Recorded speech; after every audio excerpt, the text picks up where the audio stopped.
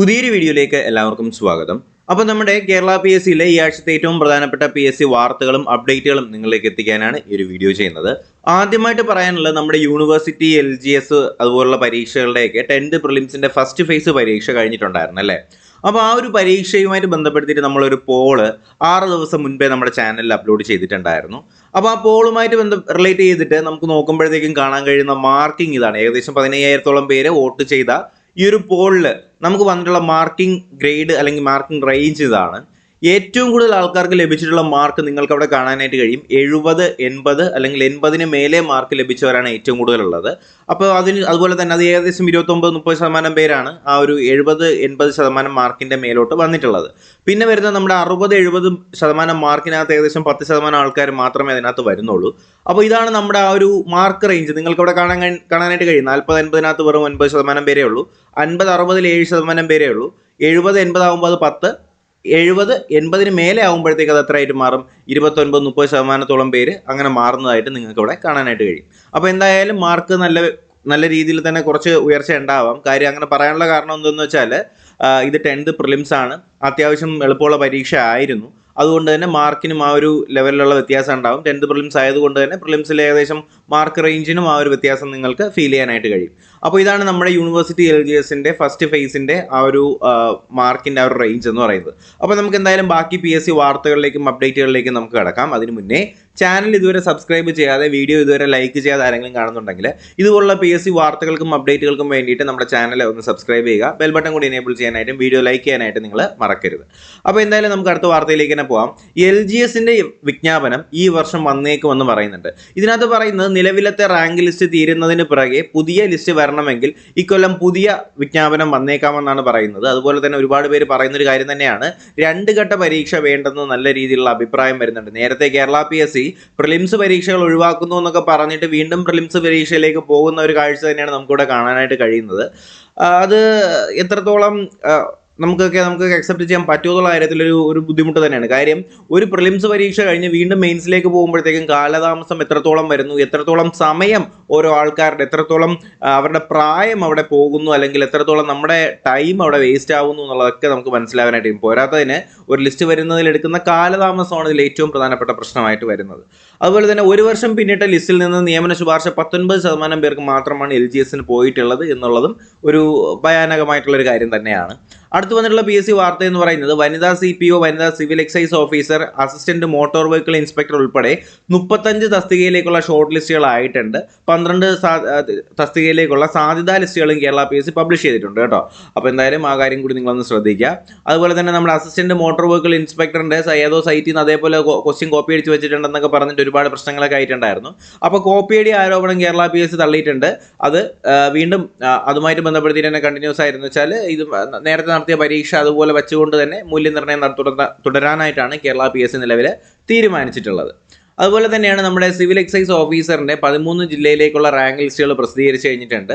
ഏറ്റവും പുതിയ അപ്ഡേറ്റ് അനുസരിച്ച് നമ്മുടെ തിരുവനന്തപുരത്തെ മെയിൻ ലിസ്റ്റിനകത്ത് 97 പേര്, കൊല്ലത്ത് 88 പേര്, പത്തനംതിട്ട 67 പേര്, അതുപോലെ തന്നെ ആലപ്പുഴ 47, കോട്ടയം 60, ഇടുക്കി 57, എറണാകുളം 74, തൃശ്ശൂർ 61, പാലക്കാട് 79, മലപ്പുറം 71, കോഴിക്കോട് 74, വയനാട് 46, കണ്ണൂർ 70 ഉൾപ്പെടെ 888 പേരുടെ മെയിൻ ലിസ്റ്റാണ് നിലവിൽ ഇപ്പോൾ സിവിൽ എക്സൈസ് ഓഫീസറിൻ്റെ എല്ലാ ജില്ലകളിലേക്കും വന്നിട്ടുള്ളത്. അപ്പോൾ ആ കാര്യം നിങ്ങളൊന്ന് ശ്രദ്ധിക്കുക. ഇതിൻ്റെ ഒഴിവുകൾ വരുന്ന ഏകദേശം 366 കേട്ടോ. അപ്പോൾ അതും ഇതിനനുസരിച്ച് വെച്ചാൽ ഈ പറഞ്ഞിട്ടുള്ള മെയിൻ ലിസ്റ്റിന് ആനുപാതികമായിട്ടുള്ള ഒഴിവുകൾ റിപ്പോർട്ട് ചെയ്യുന്നതോടൊപ്പം തന്നെ അവർക്കും എന്ത് ചെയ്യും, പ്ലേസ്മെൻറ്റ് ഇതിനകത്ത് കിട്ടുന്നതായിരിക്കും. അതുപോലെ തന്നെ ആലപ്പുഴ, തൃശ്ശൂർ ജില്ലയിലേക്കുള്ള നിയമന ശുപാർശകളും കേരള PSCയുടെ ഭാഗത്ത് നിന്ന് നമ്മുടെ സിവിൽ എക്സൈസ് ഓഫീസറിന് പോയി തുടങ്ങിയിട്ടുണ്ട്. അതുപോലെ തന്നെ ഡിഗ്രി ലെവൽ മെയിൻസിലേക്കുള്ള 4 ചോദ്യങ്ങൾ ഒഴിവാക്കി ഒരു ഉത്തരം തിരുത്തിയിട്ടുണ്ടെന്ന് പറയുന്നുണ്ട്. ബിവറേജസ് കോർപ്പറേഷനിലേക്കുള്ള assistant grade 2, water authority, LDC ഇതുപോലുള്ള തസ്തികയിലേക്കുള്ള പരീക്ഷയിൽ നിന്നാണ് ഈ ഒരു ക്വസ്റ്റ്യൻസ് ഒഴിവാക്കിയത്. ക്വസ്റ്റ്യൻ കോഡ് എയിൽ നിന്ന് 24, 36, 77, 88 എന്നീ ചോദ്യങ്ങളാണ് ഒഴിവാക്കിയത്. അതുപോലെ തന്നെ പരീക്ഷയിൽ ആകെ മാർക്ക് ഇതോടുകൂടി 96 മാർക്കായിട്ട് മാറി. ഒരു ചോദ്യത്തിന് പ്രാഥമിക ഉത്തര സൂചികയിൽ നൽകിയിട്ടുള്ള ഉത്തരവ് ഇതിനകത്ത് തിരുത്തിയിട്ടുണ്ട്. 57ാമത്തെ ഉത്തരമാണ് ക്വസ്റ്റ്യൻ കോഡ് എ അനുസരിച്ച് തിരുത്തിയിട്ടുള്ളതെന്ന കാര്യം കൂടി അറിഞ്ഞിരിക്കുക. ഓക്കെ, അടുത്ത വാർത്തയാണ് വനിതാ സിവിൽ പോലീസ് ഓഫീസറിന്റെ ഒരു ചോദ്യം ഒഴിവാക്കിയിട്ടുണ്ടെന്ന് പറയുന്നുണ്ട്. വനിതാ സിവിൽ പോലീസ് ഓഫീസർ, പോലീസ് കോൺസ്റ്റബിളിന്റെയൊക്കെ തസ്തികയിലേക്ക് ജൂലൈ 8 നടത്തിയിട്ടുണ്ടായിരുന്ന പൊതുപരീക്ഷയിലെ ഒരു ചോദ്യമാണ് മൂല്യനിർണ്ണയത്തിൽ നിന്ന് ഒഴിവാക്കിയത്. ക്വസ്റ്റ്യൻ കോഡ് എ പ്രകാരം 36ാമത്തെ ചോദ്യമാണ് മാറ്റിയത്. നമ്മുടെ ആർദ്രം പദ്ധതിയുമായിട്ട് ബന്ധപ്പെടുത്തിയിട്ട് കേരളത്തിൽ വന്ന വർഷം എന്നൊരു ചോദ്യം ഉണ്ടായിരുന്നു. പ്രാഥമിക ഉത്തരസൂചികയിൽ ഓപ്ഷൻ എ 2016 ശരി ഉത്തരമായി നൽകിയെങ്കിലും അന്തിമ സൂചികയിൽ ഇത് ഒഴിവാക്കി. ഇതോടുകൂടി പരീക്ഷയുടെ ആകെ മാർക്ക് 99 ആയി കേട്ടോ. അപ്പോൾ ചെറിയൊരു മാർക്ക് ഡിഫറൻസ് അതിനകത്ത് നിങ്ങൾക്ക് കാണാനായിട്ട് കഴിയും. അതുപോലെ തന്നെ LDCയുടെ കണ്ണൂരിലേക്കുള്ള 31 നിയമന ശുപാർശകളോട് പോകുന്നുണ്ട്. കൂടാതെ നമ്മുടെ അഡ്വക്കേറ്റ് നമ്മുടെ ട്രൈബ്യൂണൽ ഉണ്ടല്ലോ, നമ്മുടെ ട്രൈബ്യൂണൽ അസിസ്റ്റന്റിലേക്കുള്ള റാങ്ക് ലിസ്റ്റിലേക്ക് ഏകദേശം 1816 പേരുടെ ലിസ്റ്റാണ് വന്നിട്ടുള്ളത്. നമ്മുടെ കേരള അഡ്മിനിസ്ട്രേറ്റീവ് ട്രൈബ്യൂണൽ KAT അല്ലേ, കേരള അഡ്മിനിസ്ട്രേറ്റീവ് ട്രൈബ്യൂണലിലേക്കുള്ള അസിസ്റ്റന്റ് തസ്തികയിലെ റാങ്ക് ലിസ്റ്റ് വന്നതിൽ മെയിൻ ലിസ്റ്റിൽ ഏകദേശം 970 പേരും, അതുപോലെ തന്നെ സപ്ലിമെന്ററി ലിസ്റ്റിൽ ഏകദേശം 743 പേരും, ഭിന്നശേഷി ലിസ്റ്റിൽ ഏകദേശം 103 പേരും, അങ്ങനെ ആകെ മൊത്തത്തിൽ 1816 പേരുടെ ലിസ്റ്റാണ് നിലവിൽ വന്നിട്ടുള്ളത്. ഇതിൽ ആകെ 20 ഒഴിവുകളാണ് കേരള PSCയിൽ റിപ്പോർട്ട് ചെയ്തത്. അപ്പോൾ 20 ഒഴിവുകൾക്ക് വേണ്ടിയിട്ടാണ് ഈ 1816 പേരുടെ മെയിൻ ലിസ്റ്റൊക്കെ വന്നത് അല്ലേ.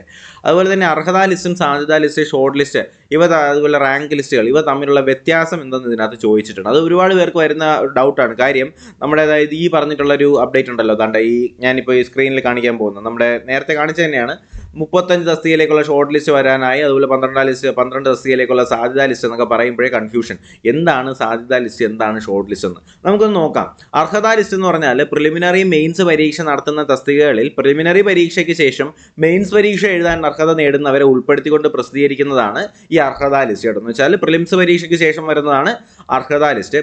എന്നാൽ സാധ്യതാ ലിസ്റ്റ് എന്ന് പറഞ്ഞാൽ പരീക്ഷയിൽ നിശ്ചിത ശതമാനം മാർക്ക് നേടി തുടർന്നുള്ള ലിസ്റ്റിൽ ഉൾപ്പെടാൻ സാധ്യതയുള്ളവരെ ഉൾപ്പെടുത്തിക്കൊണ്ടുള്ള പ്രസിദ്ധീകരിക്കുന്നതാണ് സാധ്യതാ ലിസ്റ്റ്. എന്ന് വെച്ചാൽ മെയിൻസ് പരീക്ഷ കഴിഞ്ഞ് മാർക്ക് ഒരു ആവറേജ് മാർക്കുള്ളവരേക്ക് ഉൾപ്പെടുത്തിക്കൊണ്ട് വരുന്ന ഒരു ലിസ്റ്റ് ഉണ്ടല്ലോ, അതിനെയാണ് നമ്മൾ സാധ്യതാ ലിസ്റ്റ് എന്ന് പറയുന്നത്.